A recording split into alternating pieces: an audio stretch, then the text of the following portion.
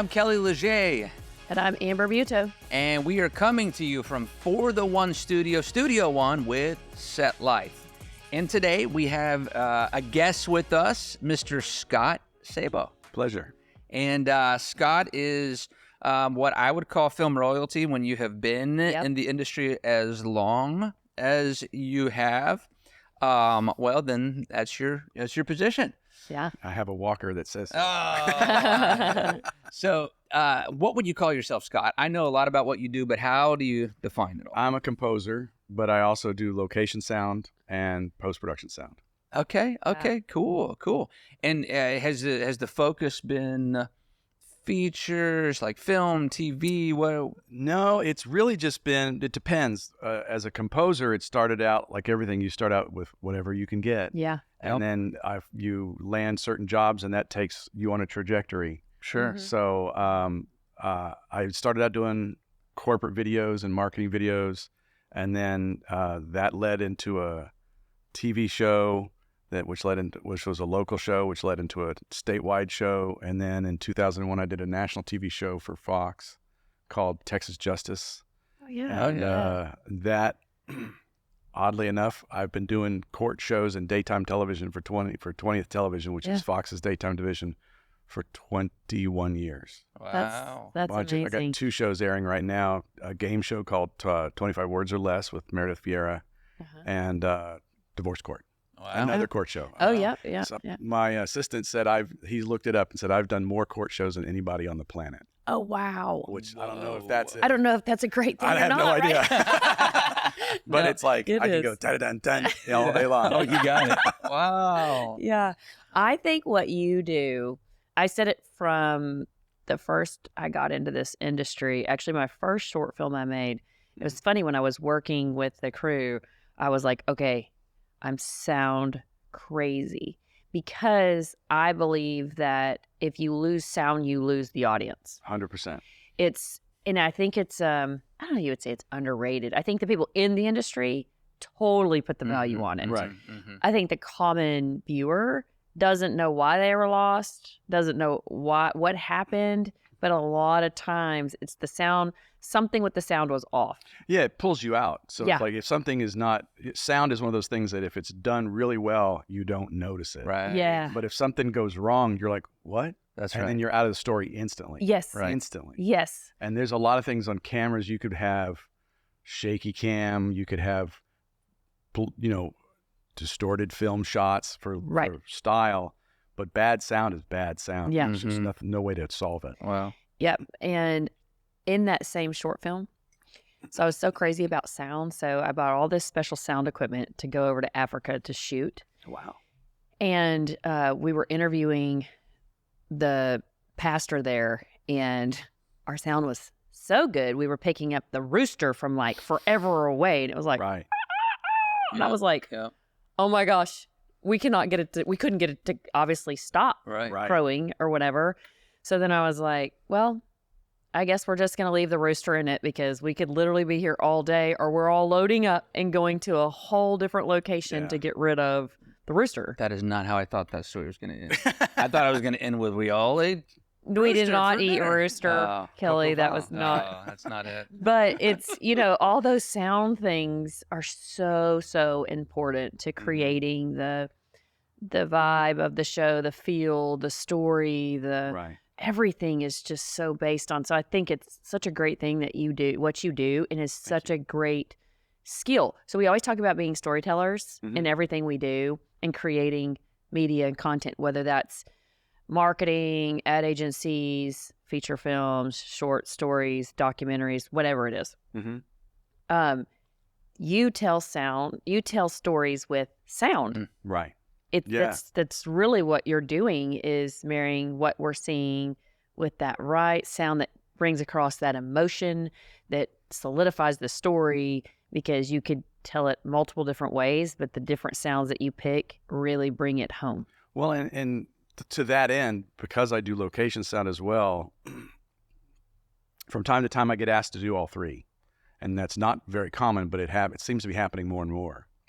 And a friend of mine, I did a short film for somebody not too terribly long ago. And the basic story is this woman is She wakes up, it's a day in her life, and you find out later that this is her first day to go back to work after her husband, boyfriend, whatever it was, has been killed in a car crash. After the funeral, after all this is her first day going back to work. And so we're on set, and the actress is lying in bed, and the camera guy had a great shot where you see this and you rack to see the empty pillow next to her, and it's just a beautiful shot. Yeah. And we're doing this thing, and I'm doing the sound, and she just has to be quiet and be sad and do her acting. Take one, fine. Second take, we're fine. We'll do one more take. A siren came on, distant. And it's like the cinematographer's like, why don't you shut it off? I'm like, shut up. Yeah. And it was like, and after he was like, what's the big deal? Everybody would always turn it off. I said, dude, that's free foreshadowing. That's foreshadowing, because you find out towards the end of the film, why is this day happening the way it is because everything through flashback shows the accident, her finding out he died in the hospital, the funeral, all takes place in her flashbacks as she's getting ready to go to work. So the idea of the opening shot of the film is her in bed, and you hear just a siren that just was happenstance. It was great. And you got to learn how to grab those little nuggets. Yeah. Because that is the story. That's the whole story in that shot. We live, I've been a director for so long, and we live for those moments that you can capture. It's not in the script, it's inspiration in the moment. That is like beautiful. There's so much.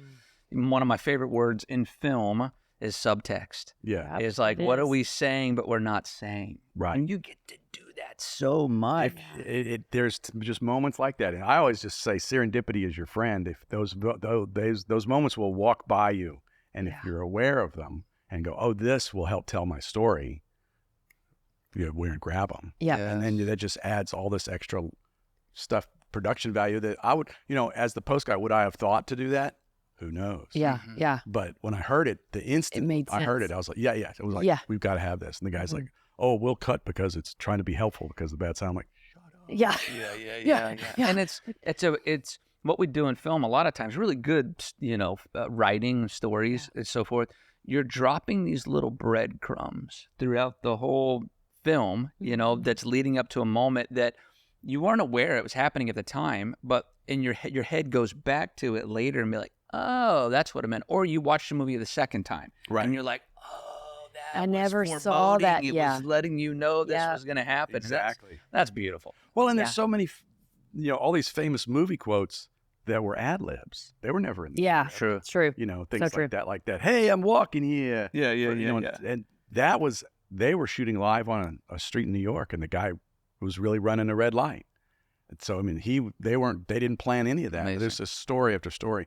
Then Indiana Jones, where the guy with the big sword, and he just shoots him dead. Yep. There's supposed to be a big giant fight. That's right. And he was just sick and was like, dude, I'm too ill to keep doing today's work. Right. Harrison Ford just was like, as a joke, pulled the gun out as a joke, and everybody laughed. They're like, oh, that's funny. Yeah. Okay, you can have the day off. Let's finish the shot up. Yes. This thing, we're done.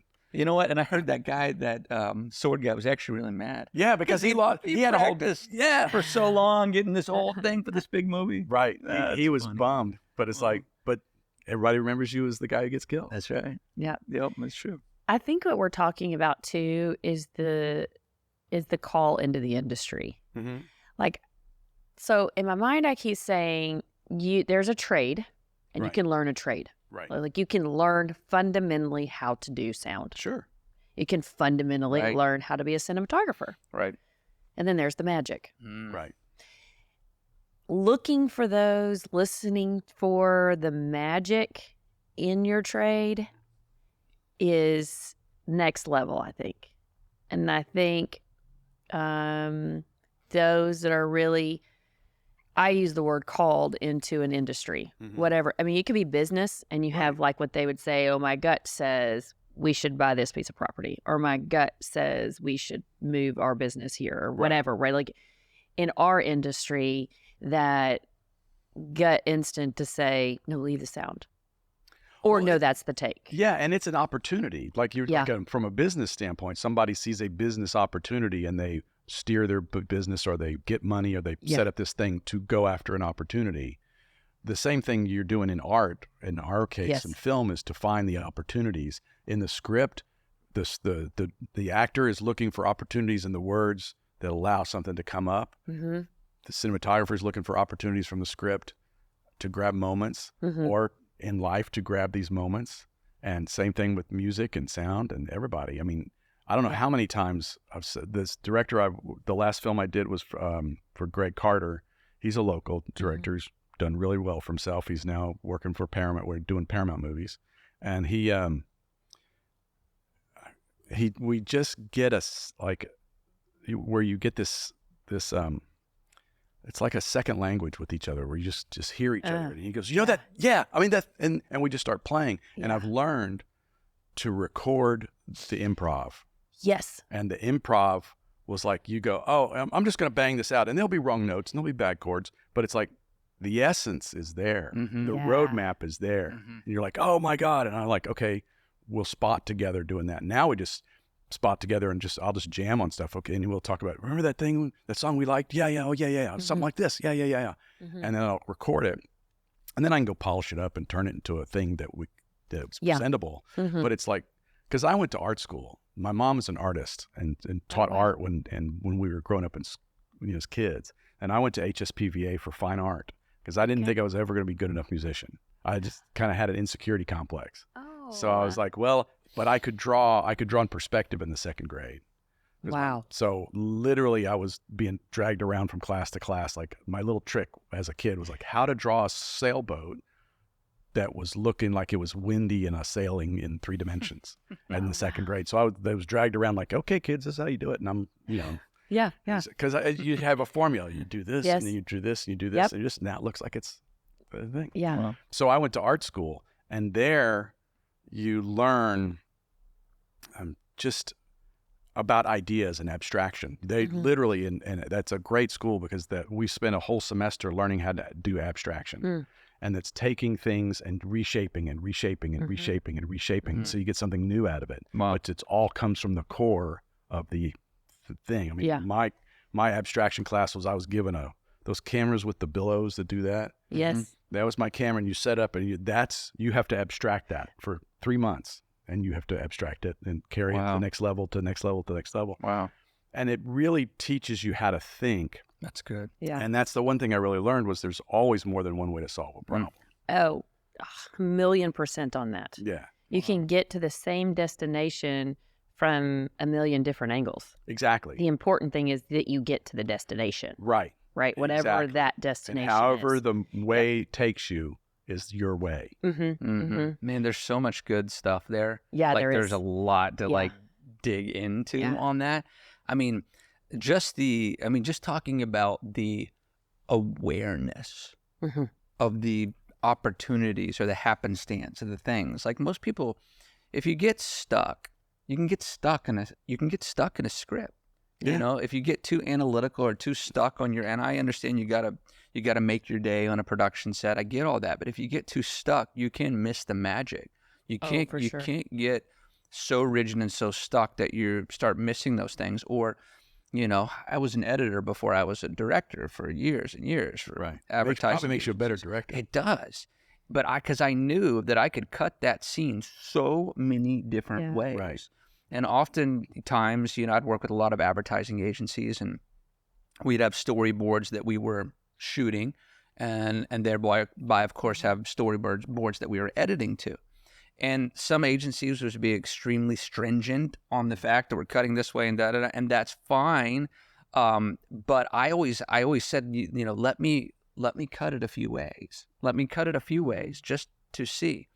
And then there's other agencies that were just like, you cut it 10 ways, whatever. Yeah. And I would cut it all these different ways, but just the right angle, the right, shooting this way instead of that way, or cutting in this first would bring a whole different style or feel or flow. But you don't know that unless you kind of like go exploring. Yeah. Right. And that's a great way to call it, is exploring, because that's the thing. You need that emotional freedom to like, I've done one way, let's try another. And because I've seen a lot of composers get stuck, or younger ones, where they like, this is the way I did it, this is the way I want it, and the director's like, well, it's not doing what I want, or I want something different, whomever. Right. And especially now in the days of the technology we have, what's on computer, you can literally put your name on it, hit save, and then, okay, now we're going to do one the client way. Right. Yeah. And both of them are you. And no matter what happens. If they, because I've had it happen where they end up trashing it. You do this beautiful score on a commercial when we were doing commercials, and it ends up being wall-to-wall copy. Right. Blah, blah, blah, save your money. Blah, blah, blah, blah, blah, blah, and you're just like, can't. I could put a drum beat back there. No difference. Yes. But and I did all this. I cut the music to hit on this note, this and this cut, and you go, well, I got my version, and that's the one that's going to be on my website. There you go. Yeah, right. It's your director's cut. Exactly. Yeah. Exactly. Well, or even at the end of a commercial or whatever it is, and you put a logo on the screen, and visually as an editor or motion graphics, like, oh, perfect. They're like, oh, actually, we got to have the fine print here, and then we got to have this, and before you know it, you're like, you just made a billboard, man. Yeah. Yes. You took all the beauty out of the thing. I get it. Yeah. We've mentioned it on here before, but I think it's like worth mentioning this again. The old, it's really the old compliment in Hollywood, and it's telling someone you made great choices. Mm-hmm. Man, you made great choices. And the compliment is insinuating there was a lot of choices you could have made, but the one that you did make was a good one. Yeah. That turned out, great. Somebody wins an award, they're like, man, they made great choices, and it's a series of choices. Yeah. Yes. I think, too, it always points back to collaboration and teamwork in film. Totally. Even if your score isn't ideally what you would have done, but it's what the directors wanted, and then you have your whole cinematographer team, you have everybody from props to wardrobe, everybody's vision all at the lead of someone like a director or whoever's really leading all of it. But that's how we collaborate in our art to get to the highest form of art, I feel like. Mm-hmm. Sometimes what we see doesn't fit that whole picture. Right. And that's okay. Doesn't mean that the art's not great, or doesn't mean, and I think that sometimes we get, personal about, but this is just one way. This is just one form of having to collaborate with all of these things versus just your one area. Your one area could have been best like this, but it didn't complement all the rest. Right. Yeah, Right. And that's exactly right. Somebody's got to steer the ship. Yeah. But all the other people make the ship go. Mm-hmm. Yes. And they make all these things happen, but somebody's got to tell us where we're going. Mm-hmm. And that's the director on a film. Mm-hmm. So. And all the pieces have to fit together. Right. So that's the part that, in working with a film right now that I'm on, it's like, okay, everybody in themselves is excellent in their way, but looks different when you combine them with 30 other people. Right. So now I'm only getting to use this part of you, this person. I can only use this part, although I like your whole package, but I'm only using this part because it fits in this puzzle over here. Right. It's almost like conducting a symphony or something. Yeah. Not everybody in a symphony is playing all at once. They're all waiting for their part to play and their turn to play. And it's like in a symphony, the strings and the woods, they've got to play the line together to make a new sound, because that's what you're doing is what essentially is additive synthesis, where you go, I want the sound of the violin, and you add a flute on top of it. It gives it a flowery quality to it that you don't get just by playing strings. So you add the two together, but they have to balance each other out. And that's the conductor says, okay, your flutes are playing a little too loud. The top line of the note's too heavy. Bring it down a notch. My favorite thing, because I'm a huge fan of Stravinsky, and the Firebird Suite is a big classical piece, and I got to hear it live one time at this Houston Symphony. And the beginning has these basses. They're going da da dee da da da. They're just playing. This starts like this. It's very somber and it's really cool. And I was noticing there's 5 bass players all playing the line, but I noticed that 2 of them were not bowing the line. They're playing the line with pizzicato. And I was like, now I've never seen that before. I've never known why they did that before. And I asked a friend of mine, a guy named Paul English, who's a doctorate of music, and he does a lot of conducting for me. And I asked him, I was like, I've never seen that. I didn't think it was in the score that way. He goes, it's probably not. That's the conductor. I'm like, what? He goes, because Jones Hall is very long and deep. And so he goes, what happens is you lose a detail of the sound. And so what he's doing is he wants that front part of the note, da, da, da, da, da, da, da, da, da. And so to get that articulation, he's having some of the guys play it with a pluck. Little Just overemphasis. Yes, but up front, it probably is slightly overemphasized. Me, back in the cheap seats, it sounded great because the hall is so long and deep. And that's something the conductor who plays in this hall for a long time and knows what's going on, that's why they have people, have guest conductors who stay all season. Yeah. They get to know how to make this orchestra sound good in this hall. And so, but that's something that, a good director on stage for a film does the same thing. It's like, this is a moment, we've got to capture this. Or is it better to, like in Star Wars, I can't remember, it's always number 4, number 1, the one, but most of that film was ADR'd. Oh, yeah. Yeah. That's right. Not because these were not great actors, not because technically recording was bad, it's because they want, especially with, what's her face who played the Ice Princess who turned into the little pauper girl, and I can't think of her name. I can can see either. her face. Yeah, I can see her too. Anyway, but when they wanted her to be the Ice Queen, they wanted her to talk like this. But on set, she didn't really do that. And they're going, the director's going, it doesn't matter because she looks the right look. Everything's looking right. I know I can replace her lines later and get her to say it the way I want it to do it. In his case, he's going, I'm not going to waste energy with a crew of 200 or 300 doing that when I know I can get it done later. Right. Yeah. And so those are things that, and as a creative person and as a logistical person, he knows where to get what I want, when I want, how I want. And that's a great director is somebody who can help the crew go, don't worry about it, I've got it. That's right. Yeah. I worked with a director, he was the son, I can't remember, his name is Alan or something. It's the son of Irwin Winkler. Or no, not Irwin Winkler. The Winkler it was the producer for Goodfellas. He was the producer, his dad was, and this guy was the son. And he had a great way of working. It's my favorite way to work with the director. And this happens pretty normally is the director will go, okay, bring the actors and the first AD and me. We're going to go into this room. We're going to block the set. This is what we're going to do. You figure that out. Then you bring the keys in. They watch it. And the lighting guy's going, oh, this is where we're going to put the lights because they're over here. And this guy's going, as a sound guy, I'm going to watch. This is what I need to do. They're coming through the door. They're going to do this. They're going to put 2 booms over here. They're going to like that. Yeah. They send the actors away. We put it all together. We get it all done. And we shoot it. But the difference is what he would do, and I've never seen another director do this, when he was happy with a take and was ready to move on, he was like, okay. He turned to the actors. He goes, you guys happy? And they were like, yeah. Then he turned to the keys, department heads. Y'all happy? And twice on scenes, I said, well, there's an actor who walks through the door, and he seems to me, based upon the lenses, to be a little hollow. It doesn't quite sound the way I wanted it to. He goes, I'm going to get it with a close-up. Don't worry about it. I'm like, great, moving on. Let's go. Wow. So somebody who knows he's already cutting in his head. Exactly. Yeah. He knows what he wants to do. Exactly. And it's like, bada bing. Yes. And then, so as a technician and as the sound mixer, I can go, great, I have it. Yeah. He did the exact opposite the next day when we broke a very complicated master in half.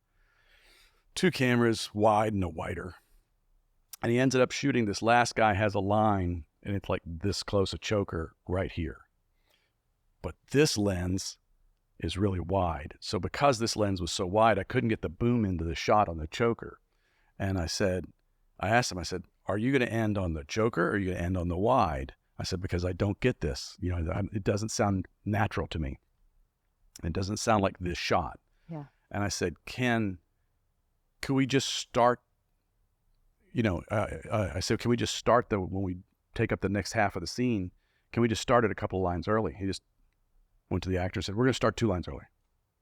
Because he's giving it to me. Yeah. But it wasn't like, oh my God, what are we doing? And it was just like, okay, I'll give it to you. Yeah. Boom. Yeah. That's great. And we moved fast. It was great. That really is a great, director. Because you should, as a director, have the 30,000-foot view. So you know everything that's going on, what you can do faster later if something's going on, what you need to speed up on, or when someone, I love that he did that, articulated, with everybody. I've never seen that. And I think that's a great thing to do because you never know when, the sound guy or the camera guy or the gaffer's like, well, he didn't quite do this. He goes, oh, you know what? I can live with it. Or, okay, we'll do it again. Very cool. You know, Mm-hmm. or, or an actor is like, and I've seen actors, it's not uncommon for them to ask actors, the actor to go, can I get another one? Yeah. Yeah. I So, mean, there's so many, and there's so many elements to what you do with, whether it's composing or sound design or recording, which, we've talked a little bit about all that. But even like, I noticed that, you have worked on quite a bit of like 5.1 sound, right. Surround sound. Yeah. That's a whole nother storytelling element. Oh yeah. Yeah. And we've been mixing surround sound since 2000. I mean, it's not to sound cliche, but ultimately we're talking about a whole nother layer, a whole nother character, right, to a production. Everything we're doing. Yeah, it gives you the word is immersive. It's been overused, but it really is immersive. It makes you feel like you're inside the story. Yep. And it's done in a subtle way. A lot of people can overplay it, where they too much movement. It becomes a distraction. Yeah. Yeah. And I've seen that happen when especially younger mixers are like, look what I can do. I can make this thing swirl. And I'm like, yeah, but it's distracting. Yeah. I'm not, that's pulling me out of the movie. And the short version for people who didn't understand our language, 5.1 sound, is the surround sound, where the center speaker is your main dialogue. Then you got left, surround, right surround. And your 0.1 is your low frequency effect. Mm-hmm. And that's your rumbles and your booms. Mm-hmm. If you're having a war movie, the cannon going off all goes there, because there's technical reasons why you can't have that going in all the speakers. Right. The speakers would be too big and the sound would get distorted. It's kind of like in a concert scene on a film where you've got the crowd and the music and it's just so loud and you want to feel like you're at the concert. Right.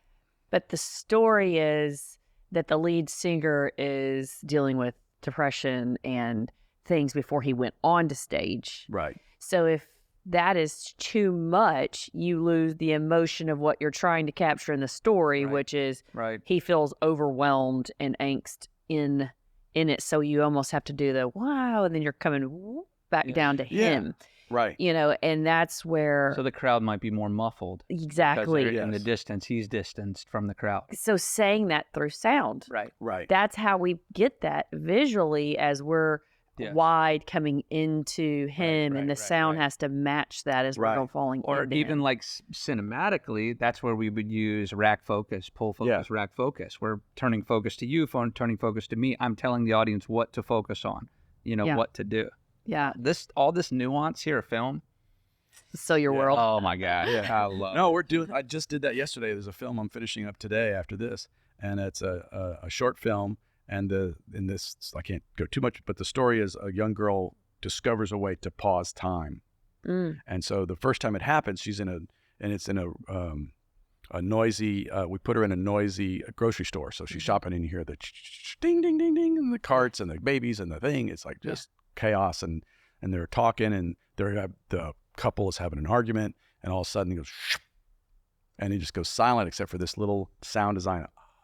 And it's like, and it's an easy effect in terms of visually. They just have to, everybody but her has to pause. Yeah.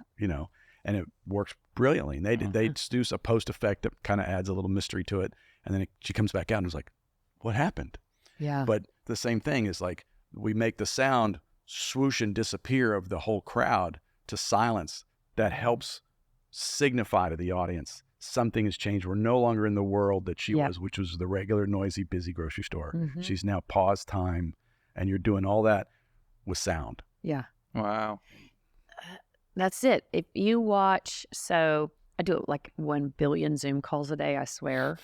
Oh my gosh. But when you're on Zoom, sound doesn't always transfer to whatever you're playing, And so the other day I was playing a trailer, and I didn't realize that the sound wasn't coming through. And so they were watching, and I was watching their expressions, and I was kind of like, why are they not getting this? Like, that's like, you have to feel that. You can't not feel it when you're watching it and hearing it at the same time.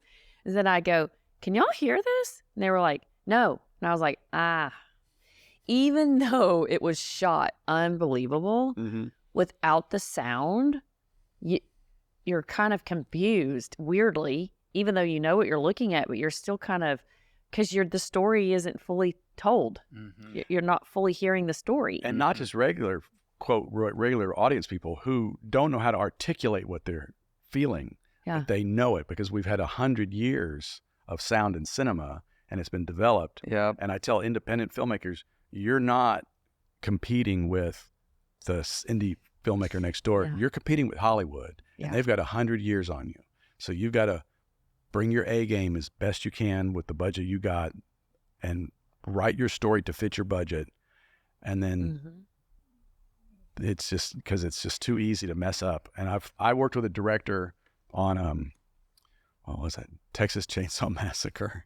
The Next Generation had Matthew McConaughey and Renee Zellweger before they were famous, but we were doing this sequence where they were doing some stunts, and they had two cameras going in the same, the woman, because to save money on stunts, she jumps out a second-story window. Yeah. And they have two cameras rolling, one on the inside, one on the outside, so they can do it with one stunt shot. Yeah. So multiple cameras.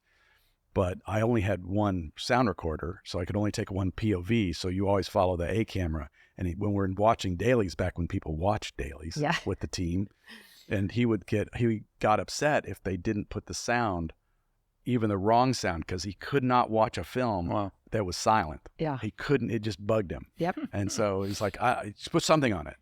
Even if he would be, we're doing he had me roll on everything, which is actually, I think, a good idea, because even an effects shot, we're like, okay, they're like dropping the blood. Okay. And then to this. Okay.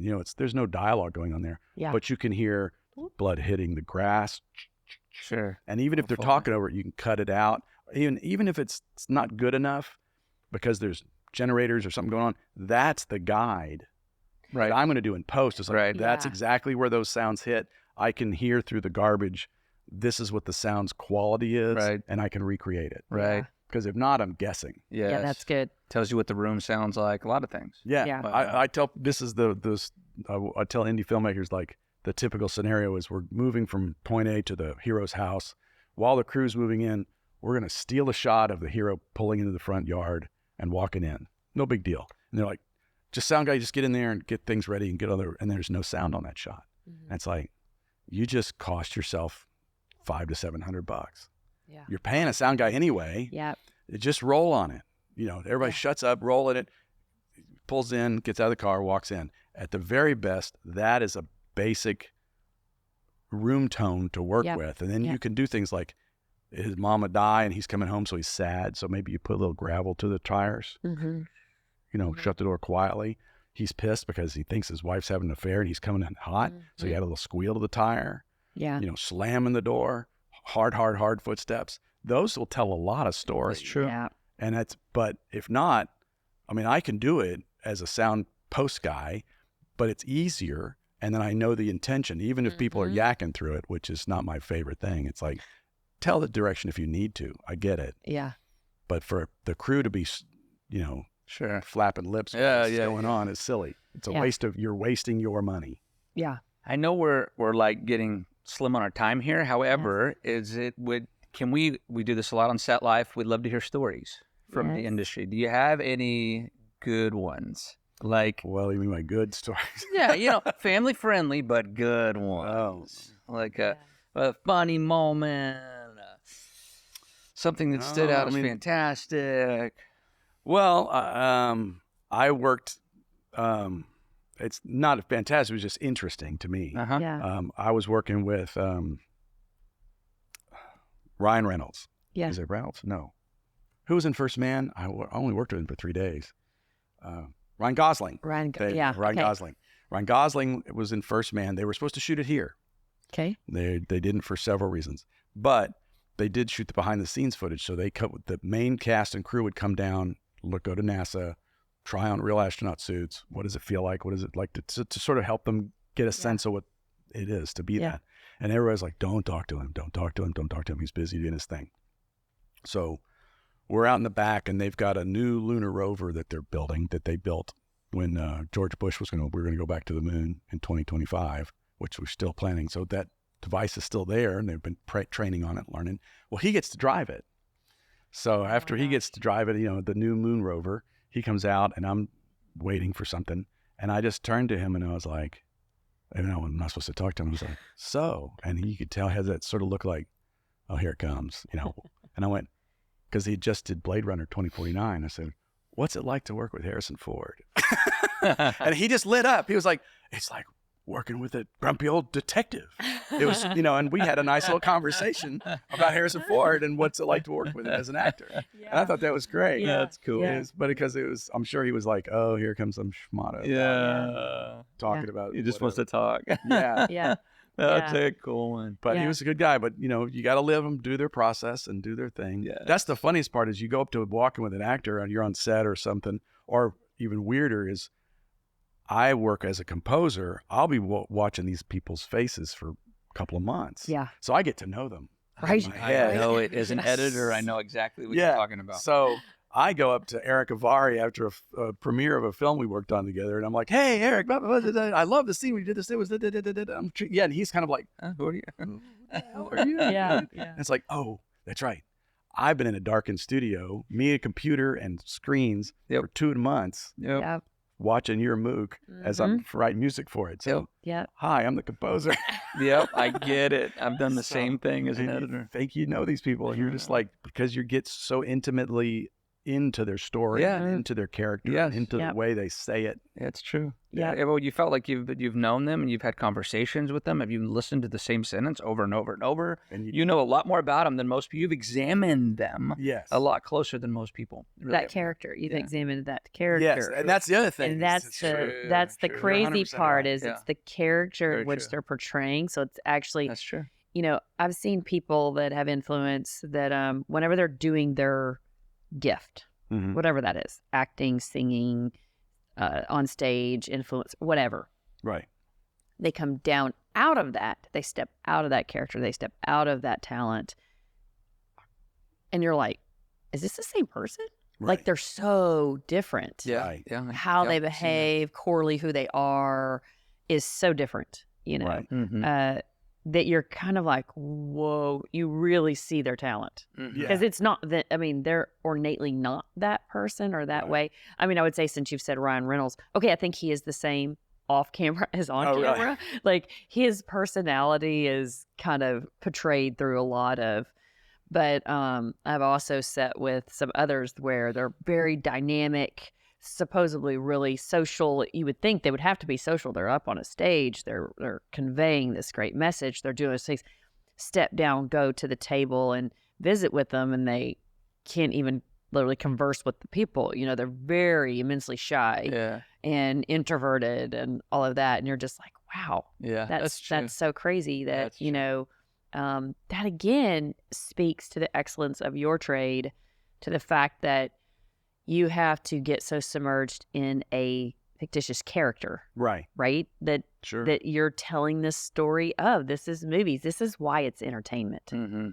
We are creating a world through visuals, sounds, acting, talents, props, all the pieces to create a world that doesn't exist or recreate a world that used to exist that we didn't live through. Right. Mhm.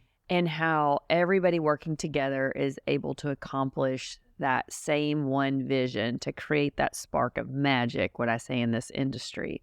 And to speak to your trade, and I would say we have a lot of younger kids listening. It's part of our heart of, you know, this show is to give back and find a place that you can tune into and hear experts in the industry and experiences that you've gone through and things that you've overcome through the industry of your trade is, speaking back to you may have created one version, but the director picks another. Mhm. To be able to do your craft at the highest ability, I said this in interior design when I did it for so long, is I can create something. I can design something of my own. Sure. But the true talent is if I can create what you want Right. with my gift. Right. And that's what you do with music. You're able to create his directive, what his vision of his is. That is a true talent Yeah. versus just like, oh, I can create this thing. Well, we can all create something. Anybody Right. can do whatever they want to do. Right. Right. But to create, to be able to hear somebody's vision and direction and story and see all of that and then go, okay, here's the best decision I can make for that, Mhm. is taking that craft, in my opinion, to the highest level Thank of you. being able to do that. And No I think doubt. you've done a great job at that. Well, Thank you. Hey, there's no doubt we're out of time, but it is an artistic miracle every time we pull one of these things off, right? Where it all comes together. That's a fact.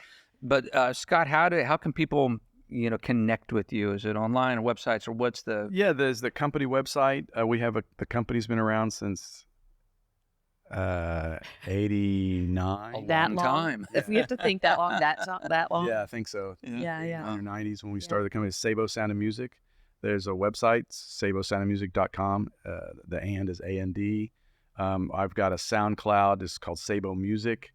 That's got a bunch of my scores up and examples of my work from commercials, as well as oddball pieces of music, songs I've written I used to play in bands. I was a singer and played keyboards. And so I have some songs up there. I still write songs. Sometimes I get asked to write songs for films, like I did for a movie that was shot here called Sanitatum. They had Korn, which is a heavy metal band. There's this big open piece of music that they animated to. They had permission, and they had licensed it. The film was sold, and then the band backed out. And they're like, "What are we going to do?" And I said, "I can write this song." He goes, "You can write heavy metal?" I said, "Well, not really, but I know people who can, and I know how to direct them." Wow. Yeah. And so I hired a guy from Dane Saunier, brother from the Saunier brothers, and from Galactic Cowboys, big band in the 80s or the 90s at Geffen Records. He lives in my neighborhood, and I said, "Let's write a song together." I said, "You know the sounds to get. I know how to technically make this thing come across." And we wrote a song together, and then it became The Replacement. We did it in like 3 weeks. Wow. Because it was they had already sold the film, and we're already having like, okay, this is when it's coming out.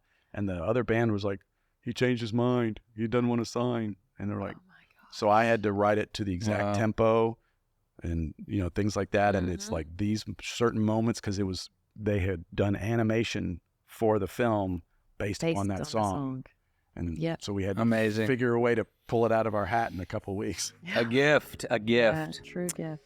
Well, everybody, we've had Scott Szabo on today. We're so glad. It's been fun. Beautiful, beautiful stuff. Learned a lot. But I am Kelly Leger. And I'm Amber Buteau. And we'll see you next time on Set Life.